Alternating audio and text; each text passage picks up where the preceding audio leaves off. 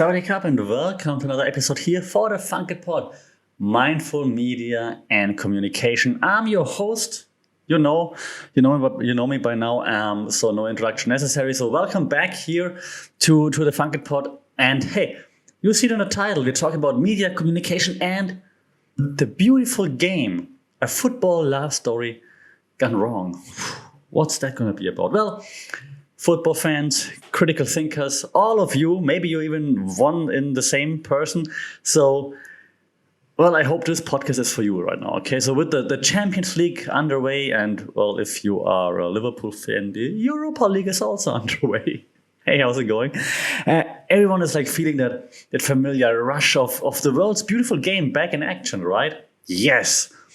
But hey, amidst that glory on the pitch, and now sad music in the background incoming, there are some questionable values being communicated that, well, require a yellow, maybe even almost red card. That's right. So today we're diving into the dysfunctional relationship between media, communication, and football. And I'm not using the S word, American listeners, viewers, and so on. So why we love the sport itself? Of course we love the sport itself, right? The excessive commercialization and questionable messaging can't be ignored. So let's try to reconcile the fandom that we have with the needed criticism that's necessary. So time for some satire, maybe some messaging fouls, and maybe even searching for solutions. So lace up your boots, let's go, okay? Okay, here we go. So, and you know that in this podcast, I try to connect media and communication theories with then the topic we discussed, right? So let's jump into the first theory that you already know, cultivation theory. Cultivation theory, we discussed it several times on this podcast, says, well, the more content you consume from one source or with one goal, the more likely you are to believe it, right? So consuming consistent media messaging shapes social realities over time. Okay, so that's the idea behind the cultivation theory. You cultivate someone's mind, so to speak.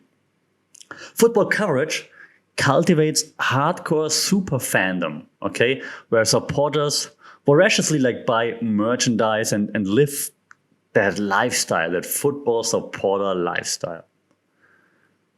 And your team put out 47 new shirts this year, the home kit, the away kit, the third kit for whatever reason, the Champions League kit, the 100-year anniversary kit, 47 different kits. You best buy them all to prove your diehard status. Here's a credit card. Just give me everything. And this cultivation, right? This cultivated loyalty that depends on this very excessive tribalism and spending for massive profits. You're not just consumers unless you want this inflatable banana mascot costume for $59.99. Come on. And this is also connected to one of the very, very, very basic communication theories, which is just the fact that group communication, we want to be part of a group. It's within us. It's inherently human, wanting to be part of a group. In communication theory, we talk about in-groups and out-groups, okay? Self-explanatory, more or less. The in-group, the group I want to belong to, the group that I belong to. The out-groups are the outsiders. And football makes it so easy because no matter of your income, your status, what car you drive, whatever, if you wear the right shirt, you're part of the group. We are one. And those are the others. It makes this so easy. Okay, and for this 90 minutes a week, or maybe then now with the Champions League and again Liverpool fans, the Europa League, it's 3 hours a week. I don't have to worry because I'm part of that whole thing, that group. Now this can be something beautiful, but let's not ignore the fact that it's also lots of commercialization. Like I just said, buy the shirt, buy the scarf, buy the hat, buy everything. You want to be part of the group, you better have it all. Okay. And another theory we discussed many a times here on the podcast also fits into this, the use and gratification theory, right? The use and gratification theory, just a reminder, posits that people use media to satisfy specific needs, use and gratification. So football fandom provides entertainment, escapism, community, groupthink, what I just said, and more. So the media, of course, taps into these human needs with their football coverage. And it aims to maximize viewership, revenue via those strategic programs and engagement. And I'm not saying it's not good. I mean, I'm not saying the programming is not good. I'm just saying that's what they're doing. Yeah, for example, you don't just have the football match itself. You have like the coverage around it, right? And for example, CBS, it's a fantastic job. Thierry Henry is fantastic. Now, her name just slipped, the lady that said she works for Fox while she was on CBS, which was hilarious. So they're great. It's great entertainment. They're funny. They're insightful. Some more, some less. Hey, Micah. But it's great. But it's all part of this. We need to maximize the content we're getting, the time the audience spends with us, the amount of money we're making. Okay, so that's all at the center. And hand in hand with that is one of our favorite theories that we discussed many times here as well, the agenda setting theory. Okay, we know already that agenda setting notes how media highlights like certain topics or narratives, like that try to influence the public focus, right? So for example, here, football, transfer gossips, league standings, player drama. Yeah, football coverage sets specific agendas for fans to follow. Cristiano, even Ronaldo, not in the Champions League, but Cristiano Ronaldo now playing for Al Hilal, I think, or Messi in the MLS, right? So, will the Asian Champions League now be a competitor to the UEFA Champions League, for example? Yeah, those are all agendas that are being set by the production companies, houses, by Champions League, by UEFA, right? Why? Well, several reasons, obviously. One, UEFA and all the clubs involved benefit from us spending more time on them / with them, obviously. Now, I'm not going to go into too many conspiracy theories, but, and that's how it starts, right? Follow my full episode on Rumble. I'm kidding. I'm just making one point. Of course, politics are also happy that if you're focusing on football, we don't focus on other things, but I'll leave it at that, right? But I think that makes sense. If you focus on one thing, you can't focus on the other things. Yeah, so, as you know, even if you don't know, you hear it from my accent, I'm from Germany. And when the World Cup was in Germany, for example, everyone was super happy, like, hey, cool, World Cup fever. Oh, yeah, we're so awesome. Everyone loves Germans. Oh, yeah, nice. And while we were in that World Cup fever, the politics like made some regulatory changes, for example, some changes in some of the laws. I'm again not going into details, but that's always what's happening. So distraction is good, is what I'm saying. Yeah, the rest is going to be on Rumble, so I'm not going into that. And no, I'm not on Rumble, I'm joking, right? But that's enough. So agenda setting, okay? So we obsess over storylines. The media elevates through this relentless coverage, right? More highlights, more YouTube clips, and so on, which gives them like outsized importance. Because who really cares, to be honest, who's going to be who really cares who's going to be the 37th new player for Chelsea? Sorry, people. But you see, even though while I'm joking, you see what I'm saying, right? Okay. Since we're like on the theories right now, another theory is, and I didn't note this one down, but it just popped to my head, so I want to talk about it. The gatekeeping theory. Okay, so there's the gatekeeping theory, which talks about media control. Okay, so it says like a few elite right holders, they dominate access to clubs, for example. They decide how matches are covered through like approved narratives and announcers. So they They say which channels can broadcast, for example, right? Of course, it's a money thing. You have to buy the rights, but they can say, no, you don't get the rights, for example, right? And they also can say who they like as announcers, who they don't like as announcers, and so on. So they can shape like the narrative pretty well, actually. Okay. So, this gatekeeping gives them like framing power over football communications, if you will. So they can decide what messages are included, what messages are excluded, what stories get spotlighted in media access they control. We had it in the World Cup as well, for example, right? Of course, Qatar didn't want to hear about those human rights abuses and so on. And if commentators or like reporters talked about it, they got kicked out, they got banned, for example, right? So, and I'm not saying the UEFA is banning people who talk about human rights right now.